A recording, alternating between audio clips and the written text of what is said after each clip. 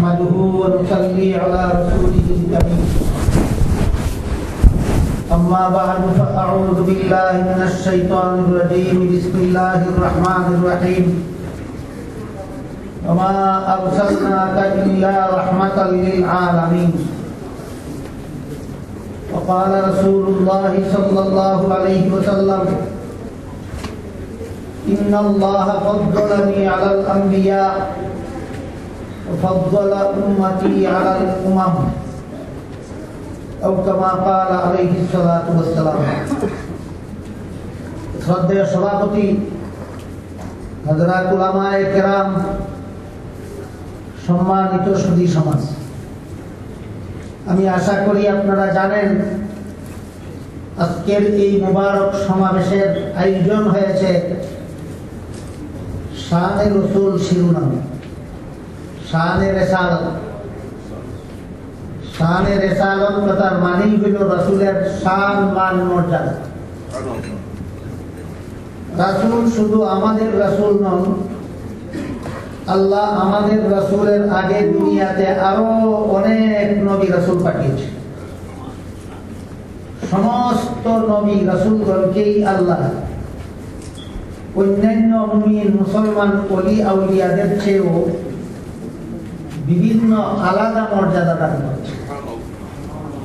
সেই মর্যাদাগুলি আমাদের জানা থাকলেই আমরা যথাযথভাবে তাদেরকে মর্যাদা দিতে পারব। নবী রাসূলগণকে আল্লাহ কি কি আলাদা মর্যাদা দিয়েছেন সেগুলি জানা না থাকলে তো আমাদের পক্ষ থেকে তাদের যথাযথ মর্যাদা দেওয়ার প্রশ্নই আসে।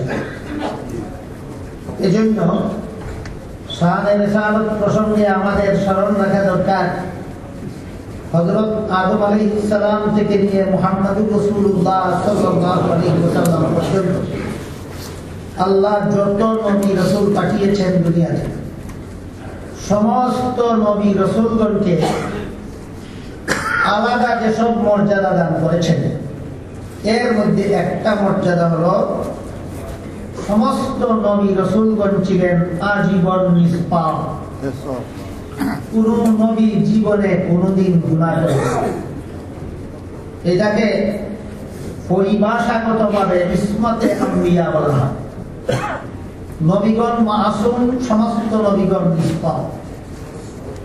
দুঃখের বিষয়, নবীগণের এই শান, এই মান, এই মর্যাদা না জানার কারণে অনেক মুসলমানকেও পাওয়া যায়, সমাজে এমন মুসলমানও পাওয়া যায় যারা বিভিন্ন ঘটনাকে কেন্দ্র করে বিভিন্ন নবীকে গুনাহগার সাব্যস্ত করে। আমি আপনাদের এইদিকে একটু দৃষ্টি আকর্ষণ করতে চাই যে বিভিন্ন নবীগণের জীবনে এমন কিছু ঘটনা আছে যেগুলিকে ভুল ব্যাখ্যা করলে নবীগণকে গুনাহগার সাব্যস্ত করা যায়, কিন্তু সহিহ ব্যাখ্যা করলে নবীগণ গুনাহগার সাব্যস্ত হন না। যেমন আমার মনে হয় আপনারা সকলেই জানেন হযরত আদম আলাইহিস সালামকে আল্লাহ জান্নাতে দিয়ে যেখানে ইচ্ছা বসবাস করার, যে কোনো ফলমূল খাওয়ার অনুমতি দিয়ে শুধুমাত্র একটি গাছের ফল খেতে নিষেধ করেছে। শেষ পর্যন্ত ইবলিসের দুখায় আদম সেই নিষিদ্ধ গাছের ফল খেয়েছিল। এই ঘটনা সুস্পষ্টভাবে পবিত্র কোরআনের বিভিন্ন আয়াতে আল্লাহ বলেছেন। এটাকে যদি আপনি ভুল ব্যাখ্যা করেন তাহলে এই ঘটনার ভুল ব্যাখ্যার মাধ্যমে আপনি আদম আলাইহিস সালামকে গুনাহগার সাব্যস্ত করতে পারবেন। ভুল ব্যাখ্যাটা কেমন? আল্লাহর আদেশ নিষেধ লঙ্ঘন করলেই গুনাহ হয়, আল্লাহর আদেশ নিষেধ লঙ্ঘন করলেই গুনাহ হয়।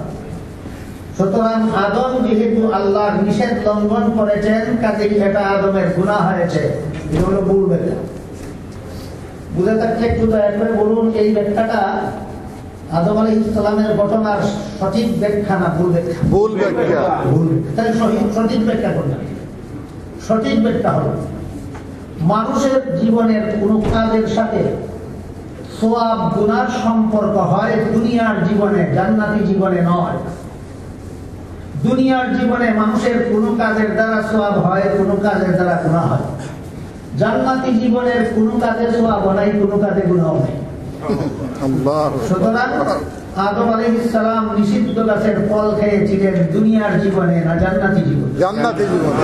তাহলে এটা হলো সঠিক ব্যাখ্যা। এই ব্যাখ্যা মতো কি এই ঘটনার দ্বারা আদম গুনাহগার সাব্যস্ত হন? না, অবশ্যই।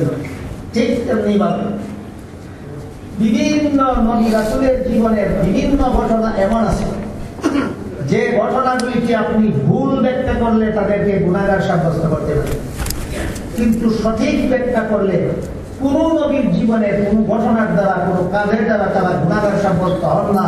এটা একটা বিশেষ শানের সারক। সমস্ত নবী রাসূলগণের এটা একটা বিশেষ মর্যাদা। এটাকে পরিভাষাগতভাবে ইসমতে আম্বিয়া বলা হয়, নবীগণের নিষ্পাপত্ব। সমস্ত নবী রাসূলগণ আজীবন নিষ্পাপ ছিলেন, তারা জীবনে কোনোদিন একটি গুনাহ করেননি, তাদের আত্মা ছিল সকল প্রকার গুনাহ থেকে পবিত্র। এটা শানের রিসালাতের একটা অংশ। আল্লাহ পাক রব্বুল আলামিন নবী রাসূলগণকে আরো যত আলাদা মর্যাদা দান করেছেন, এর মধ্যে আরেকটা মর্যাদার বিবরণ দিয়ে হাদিস শরীফে রাসূল করিম সাল্লাল্লাহু আলাইহি ওয়াসাল্লাম বলেন, আল আম্বিয়াউ আহইয়াউন ফি কুবুরিহিম ওয়া ফি রিওয়ায়াতিন কালা ইউসাল্লুন। রাসূল করিম সাল্লাল্লাহু আলাইহি ওয়াসাল্লাম বলেন, নবীগণকে দাফন করার পর তারা যার যার কবর শরীফের ভিতরে, যার যার রওজা শরীফের ভিতরে জীবিত অবস্থায় রাখেন। সুবহানাল্লাহ। হাদিসের দ্বারা পরিষ্কার হয়ে গেল নবীগণ দাফন করার পরেও মৃত থাকেন না জীবিত হয়ে যান? জীবিত হয়ে যান। জীবিত হয়ে যান। এইটাকে পরিভাষাগতভাবে বলা হয় হায়াতুন নবী। সমস্ত নবীগণ বরজখী জগতে, কবর জগতে জীবিত অবস্থায় আছেন। এই শান আল্লাহ পাক রব্বুল আলামিন, এই মান, এই মর্যাদা আল্লাহ পাক রব্বুল আলামিন একমাত্র নবী রাসূলগণকে দান করেছেন, অন্য কাউকে নয়।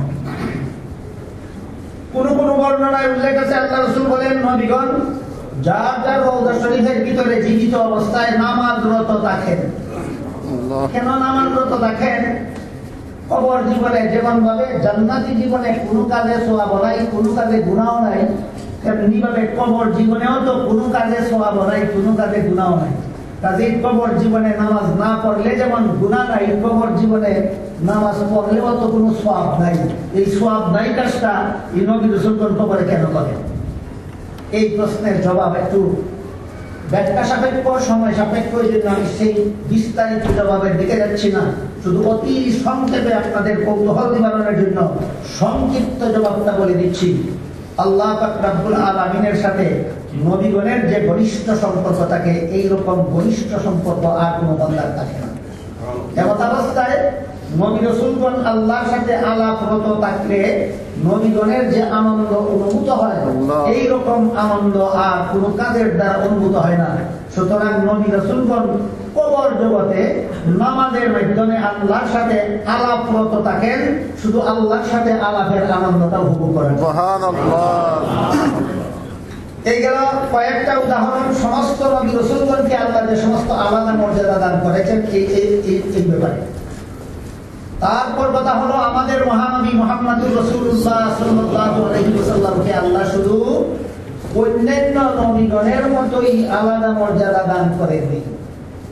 আমাদের নবীকে আল্লাহ পাক রব্বুল আলামিন সৃষ্টির শ্রেষ্ঠ মর্যাদা দান করেছেন। সুবহানাল্লাহ। আমাদের নবীকে আল্লাহ এমন কতগুলি মর্যাদা দান করেছেন, যেই মর্যাদা কোন নবী, রাসূল, ওলি, আউলিয়া, মানব, দানব, জিন, ফেরেশতা, আসমান, জমিন, আরশ, কুরসি, লৌহ, কলম কোনো কিছুকেই আল্লাহ ওই সমস্ত মর্যাদা দান করেননি যে সমস্ত মর্যাদা আল্লাহ আমাদের নবীকে আলাদা দান করেছেন। সুবহানাল্লাহ। আমাদের নবীকে যে সমস্ত আলাদা মর্যাদা দান করেছেন, ওই সমস্ত মর্যাদার প্রতি ইঙ্গিত করে আল্লাহ পবিত্র কোরআনে বহু আয়াত নাযিল করেছেন। এর মধ্যে এক আয়াতে বলেন, ইন্না আ'তাইনাকাল কাউসার। এর মর্মার্থ হলো, নিশ্চয়ই আমি আপনাকে অসংখ্য অগণিত নিয়ামত দান করেছি। ব্যাখ্যা অনেক লম্বা, যার সময় আমার হাতে এখন নেই। আরেক আয়াতে আল্লাহ রাব্বুল আলামিন বলেন, ওয়া মা আরসালনাকা ইল্লা রাহমাতাল লিল আলামিন।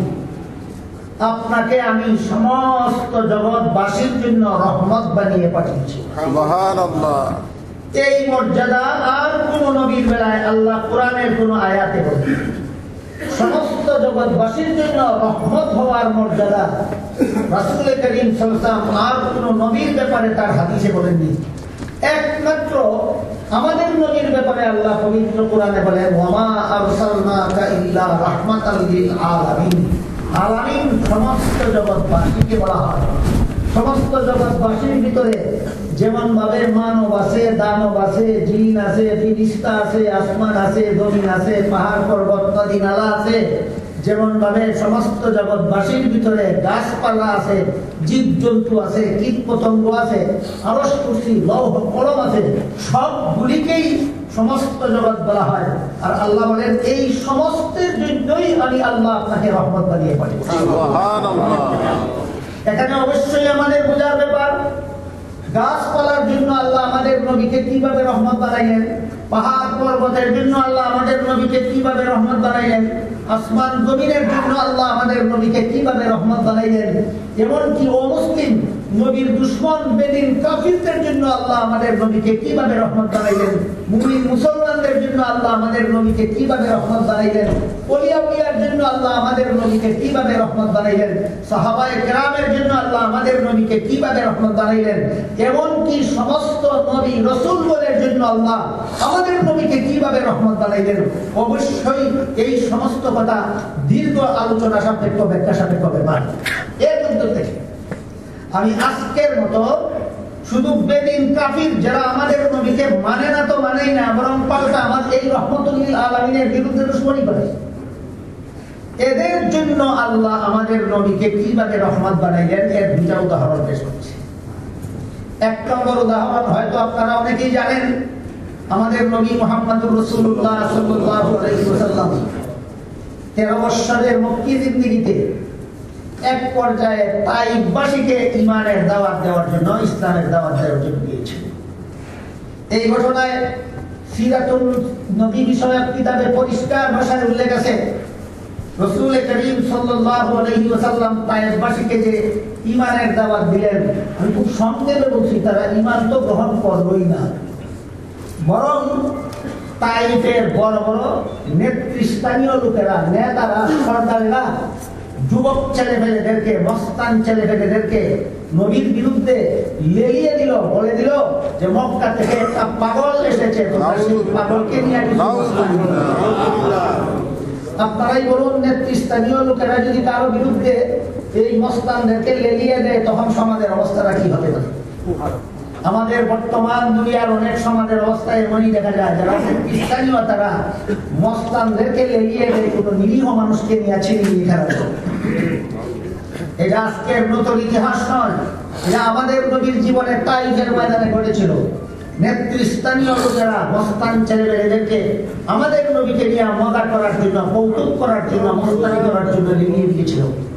তারা এমন ভাবে এই নেতাদের উস্কানিতে যুব সম্প্রদায় এমন ভাবে আমাদের নবীর শরীর মুবারকে পাথর নিক্ষেপ করেছিল, পাথরের ঢিল নিক্ষেপ করেছিল বৃষ্টি বর্ষণের মতো। এই তাদের বিক্ষিপ্ত ঢিলের আঘাতে আঘাতে নবীর সমস্ত শরীর ক্ষতবিক্ষত হয়ে রক্তের লাল হয়ে গিয়েছিল। এমন অবস্থায় নবী এক গাছের ছায়ায় আশ্রয় নিয়ে বসে পড়েছিলেন।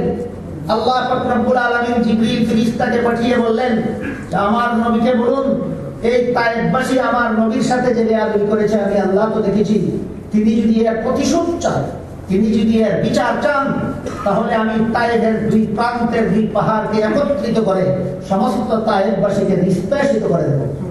জিবরিল ফেরেশতা আল্লাহর পক্ষ থেকে সংবাদ নিয়ে নবীর কাছে আসলেন, আল্লাহর প্রস্তাব পেশ করলেন। জবাবে নবী বলেন, আল্লাহুম্মা বিকওমি ফাইন্নাহুম লা ইয়ালামুন। হে আল্লাহ, এরা আমার জাতি, এদেরকে সঠিক পথের দিশা দান করুন, এদেরকে ধ্বংস করে দিয়েন না, এরা আমার সাথে বেয়াদবি করেছে, আমাকে চিনতে পারেনি, আমাকে বুঝতে পারেনি। এই ঘটনায় কি প্রমাণ হইল? আমাদের নবী মুমিন মুসলমানদের জন্য শুধু রহমত ছিলেন না, দুশমনদের জন্য রহমত ছিলেন। আমাদের নবী দুশমনদের জন্য রহমত ছিলেন। এখানে একটা প্রশ্ন আসতে পারে যে আজকাল যারা নবীর তরিকার বিরুদ্ধে বিশুদ্ধার করে, আজকাল যারা আল্লাহর বিরুদ্ধে বিশুদ্ধার করে, আল্লাহকে যারা গালিগালাজ করে, রাসূলকে যারা গালিগালাজ করে, তাদের বিরুদ্ধে আপনারা মুসলমানেরা বিচার চান কেন? নবী তো দুশমনের বিরুদ্ধে বিচার চাইছেন না। এই প্রশ্নেরও মীমাংসা হয়ে যাওয়া দরকার। নবী কোন দুশমনের প্রতিশোধ নিতে চাননি কতক্ষণ পর্যন্ত, যতক্ষণ পর্যন্ত দুশমনীটা তার ব্যক্তির উপর ছিল। রসুলের ব্যক্তিত্বের বিরুদ্ধে যতক্ষণ পর্যন্ত তারা দুশমনী করেছে, রসুলের শরীর মোবারকে আঘাত করেছে, এর প্রতিশোধ তিনি চাননি। তিনি এদেরকে মাফ করে দেওয়ার জন্য আল্লাহর কাছে দোয়া করেছেন। কিন্তু যখন আল্লাহর বিরুদ্ধে, আল্লাহ রাসূলের বিরুদ্ধে, আল্লাহ দ্বীনের বিরুদ্ধে কেউ দুশমনী করেছে, তখন রাসূল বদরের প্রান্তে তরবারি উত্তোলিত করেছেন, উহুদের প্রান্তরে তরবারি উত্তোলিত করেছেন, বিভিন্ন যুদ্ধের ময়দানে রাসূল তাদের বিরুদ্ধে তরবারি উত্তোলন করেছেন। সুতরাং নবী প্রতিশোধ নেননি ব্যক্তিগত ব্যাপারে, আল্লাহর ব্যাপারে দুশমনদের সাথে নবী কোনোদিন আপোষ করেননি। রাসূলের ব্যাপারে রাসূল হিসাবে দুশমনী করার কারণে এই ব্যাপারে রাসূল কোনোদিন আপোষ করেননি। রাসূলের দ্বীন সম্পর্কে, রাসূলের তরিকার বিরুদ্ধে যারা দুশমনী করে, এই ব্যাপারে রাসূল আপোষ করেন। রাসূল করিম সাল্লাল্লাহু আলাইহি ওয়াসাল্লাম তাইফের প্রান্তরে বেদিন কাফিরেরা, দুশমনেরা তার শরীরে আঘাত করলো, পাথরের বৃষ্টি বর্ষণের মতো পাথরের ঢিল নিক্ষেপ করে শরীর ক্ষত বিক্ষত করলো, রক্তে রঞ্জিত করলো। আল্লাহর রাসূল সাল্লাল্লাহু আলাইহি ওয়াসাল্লাম তাদের জন্য আল্লাহর কাছে দোয়া করেন, আল্লাহ তাদেরকে হেদায়েত করুন, তাদেরকে ধ্বংস করে দিবেন না। এরা আমার সাথে দুশমনী করেছে আমাকে না চেনার কারণে। ঘটনা বলে থাকলে অথবা ঘটনা যাদের স্মরণ আছে একটু দয়া করে বলুন। এতে রাসূল শুধু মুমিন মুসলমানদের জন্য রহমত প্রমাণিত হলেন না দুশমনদের জন্য, বেদিন কাফিরের জন্য? দুশমনদের জন্য, বেদিন কাফিরের জন্য। এর একটা উদাহরণ দিচ্ছি। দীর্ঘ হাদিসে, লম্বা হাদিসে উল্লেখ আছে, বিভিন্ন হাদিসের কিতাবে বর্ণিত আছে, হাসরের মাঠে যখন সারা দুনিয়ার সমস্ত মানুষ দাঁড়ানো থাকবে, নীরব নিস্তব্ধ হয়ে দাঁড়ানো থাকবে। আল্লাহ পাক রব্বুল আলামিন পবিত্র কোরআনের এক আয়াতে বলেন, ইয়াওমান কানা মিকদারুহু 50 আলফ সানা।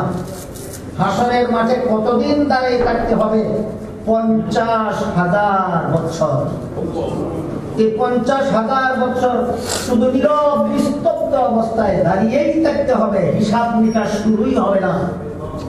এমন অবস্থায় হাসরের মাঠের অনেক মানুষ আদম আলাইহিস সালামকে অনুরোধ করবে, আল্লাহর কাছে সুপারিশ করে দিন, যারা জান্নাতে যাওয়ার যাবে, যারা জাহান্নামে যাওয়ার যাবে, কিন্তু আল্লাহ যেন হিসাব নিকাশের কাজটা সমাধান করে দেন। আদম আলাইহিস সালাম বলবেন, আমার সাহস নাই। হাসরের মাঠের মানুষ হযরত নূহ আলাইহিস সালামকে অনুরোধ করবে সুপারিশের জন্য, তিনিও বলবেন, আমার সাহস নাই। হাসরের মাঠের মানুষ হযরত ইব্রাহিম আলাইহিস সালামকে অনুরোধ করবে সুপারিশের জন্য, তিনিও বলবেন, আমার সাহস নাই। হযরত মুসা আলাইহিস সালামকে বলবেন, অনুরোধ করবে হাসরের মাঠের মানুষ সুপারিশের জন্য, তিনিও বলবেন, আমার সাহস নাই। হযরত ঈসা আলাইহিস সালামকে হাসরের মাঠের মানুষ অনুরোধ করবে আল্লাহর কাছে সুপারিশ করার জন্য, যে হিসাব নিকাশের কাজটা যেন সমাধান করে দেন। ঈসা আলাইহিস সালামও বলবেন, আমার সাহস নাই। কেন সাহস নাই? আদম আলাইহিস সালাম একটা কারণ দর্শিয়ে বলবেন, এই কারণে আমার সাহস নাই। নূহ আলাইহিস সালাম একটা কারণ দর্শিয়ে বলবেন, এই কারণে আমার সাহস নাই। ইব্রাহিম আলাইহিস সালাম কয়েকটা কারণ দর্শিয়ে বলবেন, এসব কারণে আমার সাহস নাই। মুসা আলাইহিস সালাম একটা কারণ দর্শিয়ে বলবেন, এই কারণে আমার সাহস নাই। ঈসা আলাইহিস সালাম আরেকটা কারণ দর্শিয়ে বলবেন, এই কারণে আমার সাহস নাই। তবে হযরত ঈসা আলাইহিস সালাম সেদিন হাসরের মাঠের মানুষকে একটা পরামর্শ দিবেন এবং বলবেন যে, তোমরা শোনো, আজকের হিসাব নিকাশ কোনো মানুষের, চাই মুমিন হোক, চাই বেদিন কাফির হোক, চাই যে কোনো রকমের মানুষ হোক, আজকের হাসরের মাঠে কোনো একটা মানুষের হিসাব নিকাশ আল্লাহ কোন নবীর সুপারিশে শুরু করবেন না, একমাত্র মুহাম্মদুর রাসূলুল্লাহর সুপারিশ। এই পরামর্শটা হাসরের মাঠের সমস্ত মানুষকে কোন নবী দিবেন? হযরত ঈসা আলাইহিস সালাম দিবেন। হযরত ঈসা আলাইহিস সালাম হাসরের মাঠের মানুষকে এই পরামর্শ দিবেন যে, আল্লাহর কাছে যদি কোনো সুপারিশ চাও, তোমাদের হিসাব নিকাশ শুরুর জন্য একমাত্র মুহাম্মদুর রাসূলুল্লাহর সুপারিশ। হযরত ঈসা আলাইহিস সালামের পরামর্শক্রমে হাসরের মাঠের মানুষ সর্বশেষে মহানবী মুহাম্মদুর রাসূলুল্লাহ সাল্লাল্লাহু আলাইহি ওয়াসাল্লামের কাছে অনুরোধ করবে যে, আপনি আল্লাহর কাছে সুপারিশ করে দিন, আমাদের যারা জান্নাতে যাওয়ার যাবে, আমাদের যারা জাহান্নামে যাওয়ার যাবে, কিন্তু হিসাব নিকাশের কাজটা যেন আল্লাহ সমাধান করে দেন। মুহাম্মদুর রাসূলুল্লাহ সাল্লাল্লাহু আলাইহি ওয়াসাল্লাম সেদিন এই হাসরের মাঠের মানুষের অনুরোধ ক্রমে, হযরত ঈসা আলাইহিস সালামের পরামর্শ ক্রমে একমাত্র মুহাম্মদুর রাসূলুল্লাহ আল্লাহর কাছে সুপারিশ করবেন, হাসরের মাঠে দাঁড়ানো সমস্ত মানুষের হিসাব নিকাশের কাজ সমাধান করে দেওয়ার জন্য। এবং ফেরাউনের হিসাব নিকাশ হাসরের মাঠে শুরু হবে না, মুহাম্মদুর রাসূলুল্লাহর সুপারিশ ছাড়া নমরুদের হিসাব নিকাশ হাসরের মাঠে শুরু হবে না, মুহাম্মদুর রাসূলুল্লাহর সুপারিশ ছাড়া আবু লাহাবের হিসাব নিকাশ হাসরের মাঠে শুরু হবে না, মুহাম্মদুর রাসূলুল্লাহর সুপারিশারা, ডক্টর আহমদ শরীফের হিসাব নিকাশ, কুখ্যাত লতিফ সিদ্দিকীর হিসাব নিকাশ, কুখ্যাত আব্দুল মুত্তারের হিসাব নিকাশ হাসরের মাঠে শুরু হবে না। রহমতুল লিল আলামিন মুহাম্মদুর রাসূলুল্লাহ সুপারিশারা, মুহাম্মদুর রাসূলুল্লাহ সাল্লাল্লাহু আলাইহি ওয়াসাল্লামের সুপারিশে বলুন শুধু মুমিন মুসলমানের হিসাব নিকাশ শুরু হবে হাসরের মাঠে না বেদিন কাফিরেরও? বেদিন কাফিরের। তাহলে এখন মুহাম্মদ রাসূলুল্লাহ কার জন্য রহমত সাব্যস্ত হবে? সবার জন্য। হ্যাঁ, এজন্য আল্লাহ কোরআনে বলেন ওয়া আরসালনাকা ইল্লা রাহমাতাল লিল আলামিন, আপনাকে সমস্ত জগৎবাসীর জন্য রহমত বানিয়ে পাঠিয়েছি। এত কিছু সত্ত্বেও এই রহমতুল লিল আলামিন নবীর দুশমনের অভাব ছিল না তার জীবদ্দশায়। তিনি যখন দুনিয়াতে ছিলেন তার 13 বছরের মক্কি জিন্দেগিতেও তার দুশমনের অভাব ছিল না, তার 10 বছরের মদনী জিন্দেগিতেও তার দুশমনের কোনো অভাব ছিল না। আমাদের বর্তমান দুনিয়াতেও তার দুশমনদের কোনো অভাব নাই। এই সমস্ত দুশমনেরা তার দুশমনী করে বিন্দু মাত্র ক্ষতি করতে পারে না, একমাত্র নিজেদের কপালে কুড়াল মারা ছাড়া। আমাদের বর্তমান সমাজে যে সমস্ত মুরতাদ বেঈমানেরা এই রহমতুল লিল আলামিনের দুশমনী করে যাচ্ছে, এই রহমতুল লিল আলামিনের দ্বীন তথা শরীয়তের দুশমনী করে যাচ্ছে, ইসলামের বিধিবিধানের বিরুদ্ধে বিশুদ্ধার করে যাচ্ছে, এর মধ্যে একটা কুখ্যাত দুশমনের নাম কুখ্যাত আব্দুল লতিফ সিদ্দিকী, আর একটা কুখ্যাত দুশমনের নাম কুখ্যাত, আমার আগে হুজুর বলেছেন, আব্দুল কুফার, বেদিন কাফিরদের দাস, বেদিন কাফিরের দাস, বেদিন কাফিরে তাকে দাস রূপে কিনে নিয়েছে মুহাম্মদুর রাসূলুল্লাহ ইসলামের বিধিবিধানের বিরুদ্ধে বিশুদ্ধার করার জন্য। এই দাস বলে যে আল্লাহর সবগুলি নাম দেবতার নামে নামে নাম করা। আল্লাহ একটা দেবতার নাম ছিল, সেই নামে নামে আল্লাহর নামকরণ করা হয়েছে। রহমান একটা দেবতার নাম ছিল, সেই নামে নামে আল্লাহর নামকরণ করা হয়েছে। গফফার একটা দেবতার নাম ছিল, এই আব্দুল গফফার বলে। গফফার একটা দেবতার নাম ছিল, এই দেবতার নামে নামে আল্লাহর নাম গফফার করা হয়েছে।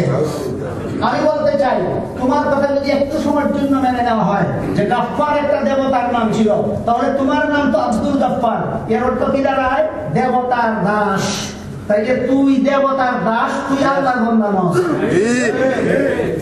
এই সমস্ত শয়তানি উক্তির কারণে তার বিরুদ্ধে আমেরিকায় যেখানে বলেছিল কথা সেখানেই জুতা মিছিল হয়েছে। কিসের মিছিল হয়েছে? জুতা মিছিল হয়েছে। বর্তমান দুনিয়ার প্রায় 200 কোটি মুসলমানের 400 কোটি জুতা যদি একসাথে তার গালে মারা হয়, তবুও তার এই বিয়াদবির যথাযথ বিচার হবে না। হাদিস শরীফে রাসূল করিম সাল্লাল্লাহু আলাইহি ওয়াসাল্লাম বলেন, মান বাদদালা দীনাহু ফাকতুলুহু। এই কুখ্যাত মুনাফিক সারা জীবন ভর নিজেকে মুসলমান হিসেবে পরিচয় দিয়েছে, আজকে ইসলামের বিরুদ্ধে বিশুদ্ধার করে যাচ্ছে। যারা আগে মুসলমান পরিচিতি ছিল, পরে যখন ইসলামের বিরুদ্ধে চলে যায় তখন ইসলামের পরিভাষায় তাদেরকে মুরতাদ বলা হয়। পবিত্র কোরআনের আয়াতে আল্লাহ বলেন, ওয়ামাই ইয়ারতাদিদ মিনকুম আন দীনিহি ফায়ামুত ওয়া হুয়া কাফিরুন ফাউলাইকা হাবিতাত আমালুহুম ফিদ দুনিয়া ওয়াল আখিরাহ। হে মুমিন মুসলমানেরা, তোমাদের মধ্য থেকে কেউ যদি মুরতাদ হয়ে যায়, আগে মুসলমান ছিল এখন ইসলাম বিরোধী হয়ে যায়, ইসলাম বিদ্রোহী হয়ে যায়, তাহলে এই ব্যক্তিকে কোরআনের ভাষায় মুরতাদ বলা হয়, রাসূলের হাদিসের ভাষায় মুরতাদ বলা হয়। এই ব্যক্তি কাফের হয়ে যায়। এমন অবস্থায় তার মরণ হলে মরণের আগেও তার দুনিয়া ধ্বংস হয়ে গেল, মরণের পরে তার আখিরাত ধ্বংস হয়ে গেল। বুঝে থাকতে বলুন, কুখ্যাত বেঈমান কাফির মুরতাদেরা আমাদের নবীর দুশমনী করে নবীর কোন ক্ষতি করে যাচ্ছে না নিজেদেরই কপালে কুড়াল মেরে যাচ্ছে, নিজেদেরই কপালে কুড়াল মেরে যাচ্ছে। এইরকম একটা কুখ্যাত মুরতাদ কুখ্যাত আব্দুল লতিফ সিদ্দিকী, সে নিজেও 1999 সালে হজ করেছিল। অথচ গত বছর আমেরিকার নিউ ইয়র্কে গিয়ে বলে যে মুহাম্মদ হজের ব্যবস্থা করে গেছে, তার বংশধরদের পেট পালার সুযোগ দেওয়া। এটাকে কি বলবেন? এটাকে শয়তানি বলবেন, না দুষ্টামি বলবেন, না ইকরামি বলবেন, না এটাকে কি বলা যায়, না বান্দরানি বলবেন? এত বড় বান্দর, এত বড় ইতর, এত বড় শয়তান অতীতেও কোনোদিন জন্ম হয়নি, মনে হয় না ভবিষ্যতে কোনোদিন জন্ম হবে বলে। আল্লাহ পবিত্র কোরআনের বিভিন্ন আয়াতে, কোন আয়াতে ইঙ্গিতে, কোন আয়াতে সুস্পষ্টভাবে বলে দিয়েছেন, আদম আলাইহিস সালামকে পৃথিবীতে পাঠাবার আগেই ফেরেশতাদের দ্বারা আল্লাহ কাবাঘর নির্মাণ করিয়েছিলেন দুনিয়ার গুনাহগার মানুষের হজের উসিলায় তাদের গুনাহ মাফের জন্য। আদম আলাইহিস সালাম দুনিয়াতে আসার পরে পুনর্নির্মাণ করেন কাবাঘর, হজের মাধ্যমে জীবনের গুনাহ মাফ করার জন্য। জন্য ইব্রাহিম আলাইহিস সালাম আবার কাবাঘর নির্মাণ করেছিলেন গুনাহগার মানুষের গুনাহ মাফের জন্য। হাদিস শরীফের উল্লেখ আছে, রাসূল করিম সাল্লাল্লাহু আলাইহি ওয়াসাল্লাম বলেন, যে ব্যক্তি দুইটা শর্ত সাপেক্ষে হজ করে আল্লাহর ঘরে তওয়াফ জিয়ারতে যায়, একটা হলো সকল প্রকার গুনাহ বর্জন করার মাধ্যমে, আর একটা হলো সকল প্রকার অশ্লীলতা বর্জন করার মাধ্যমে যারা হজে যায়, আল্লাহ পাক রব্বুল আলামিন তাকে এমন ভাবে নিষ্পাপ বেগুনাহ বানিয়ে বাড়িতে ফিরিয়ে দেন যেমন ভাবে একটা শিশু সন্তান সম্পূর্ণ নিষ্পাপ বেগুনাহ অবস্থায় জন্মগ্রহণ করে। ফিরিস্তারা যদি কাবাঘর নির্মাণ করালেন গুনাহগারের গুনাহ মাফের জন্য, বা আদম আলাইহিস সালাম যদি কাবাঘর নির্মাণ করেন এই ঘরের তওয়াফ জিয়ারতটা হজের মাধ্যমে জীবনের গুনাহ মাফ করার জন্য, ইব্রাহিম আলাইহিস সালাম যদি এই ঘর নির্মাণ করলেন তওয়াফ জিয়ারতটা হজের মাধ্যমে জীবনের গুনাহ মাফ করার জন্য, মুহাম্মদুর রাসূলুল্লাহ হজের মতো বিধান নির্মাণ করেন কেমন ভাবে নিজের বংশধরের পেট পালার জন্য শয়তানি আর কাকে বলা হয়, মাতলামি আর কাকে বলা হয়, ইসলামি আর কাকে বলা হয়, বন্যামি আর কাকে বলা হয়। সুতরাং পরিষ্কার আমাদের স্মরণ রাখা দরকার, এই রহমতুল লিল আলামিনের বিরুদ্ধে, এই রহমতুল লিল আলামিনের দ্বীনের বিরুদ্ধে, রহমতুল লিল আলামিনের ইসলামের বিধানের বিরুদ্ধে যারা বিশুদ্ধার করবে, আল্লাহ পরিষ্কার ভাষায় বলে দিয়েছেন, ওয়ামাই ইয়ারতাদিদ মিনকুম আন দীনিহি ফায়ামুত ওয়া হুয়া কাফিরুন ফাউলাইকা হাবিতাত আমালুহুম ফিদ দুনিয়া ওয়াল আখিরাহ। তোমাদের মধ্যে যারা ইসলাম দ্রোহী হয়ে যাবে, এদের দুনিয়া বরধ্বস্ত হয়ে যাবে, আখিরাত বরবাদ হয়ে যাবে। সুতরাং আমরা এই নবীর শান, এই নবীর মান, এই নবীর মর্যাদা যথাযথভাবে আলোচনার মাধ্যমে বুঝতে পারি।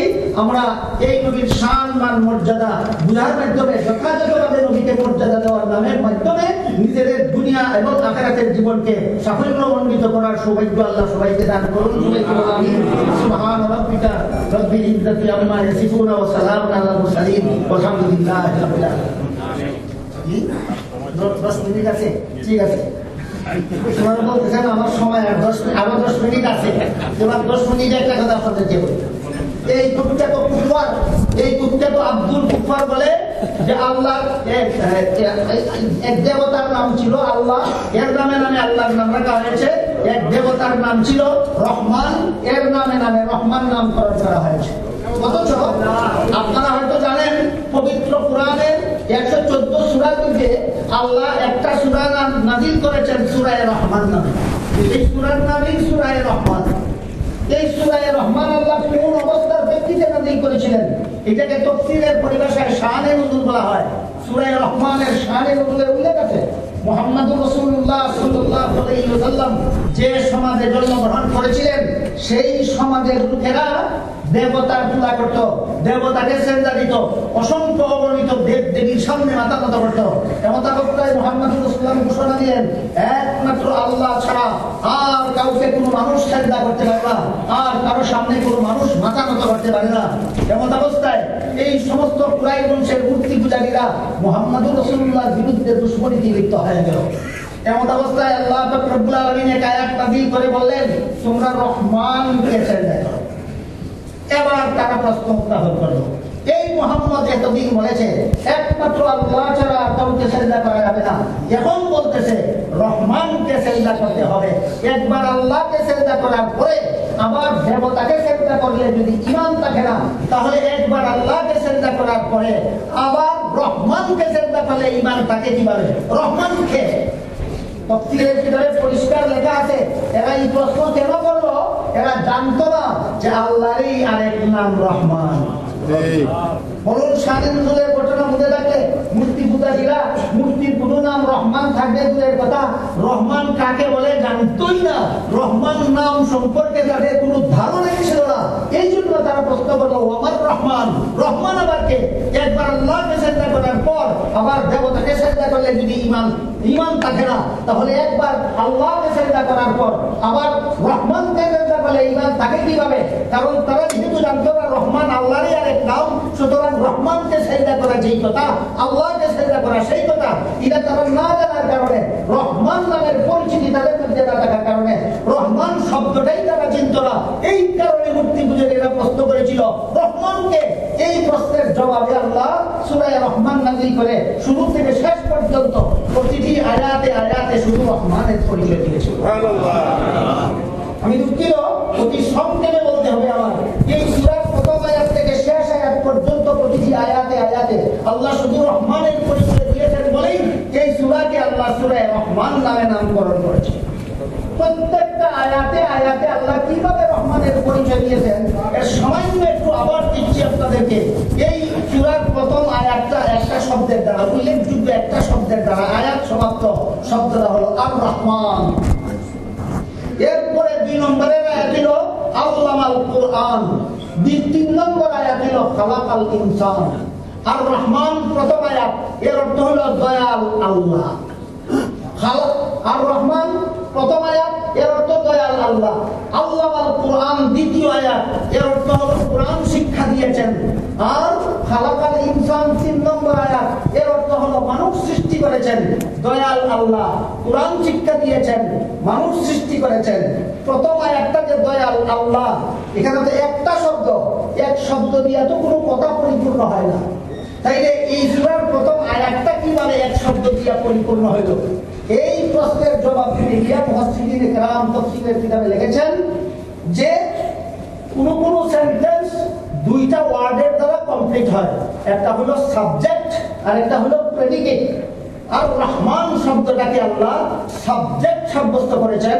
পরবর্তী আয়াতটাকে ফার্স্ট প্রেডিকেট, তারপরের আয়াতকে সেকেন্ড প্রেডিকেট, তারপরের আয়াতকে থার্ড প্রেডিকেট, তারপরের আয়াতকে ফোর্থ প্রেডিকেট, তারপরের আয়াতকে ফিফথ প্রেডিকেট, তারপরের আয়াতকে সিক্সথ প্রেডিকেট।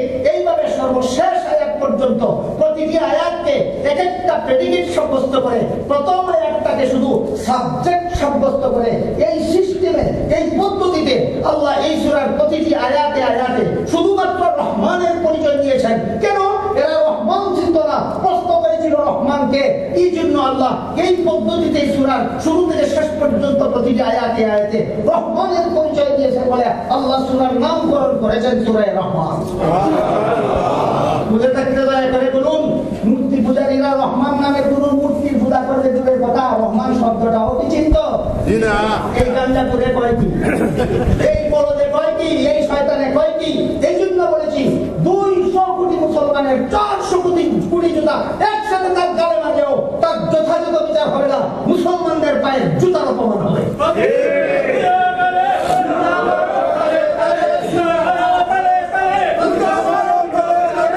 এই জন্য আমাদের শানের রেসালত বলুন, আমার এই সামান্য কথা বুঝে থাকলে শানের রেসালত মুসলমানের বোঝা দরকার কি? শানের রেসালত বোঝা দরকার। রাসূলের শান মান মর্যাদা সমাজের মুসলমান জানলে বুঝলে এই ধরনের শয়তানেরা, এই ধরনের বেঈমানেরা, এই ধরনের মুরতাদেরা রাহমাতুল লিল আলামিনের বিরুদ্ধে বিশুদ্ধার করার মতো দুঃসাহস দেখাতে পারবে না। আল্লাহ আমাদেরকে শানের রেসালত বুঝার সৌভাগ্য দান করুন। আমিন।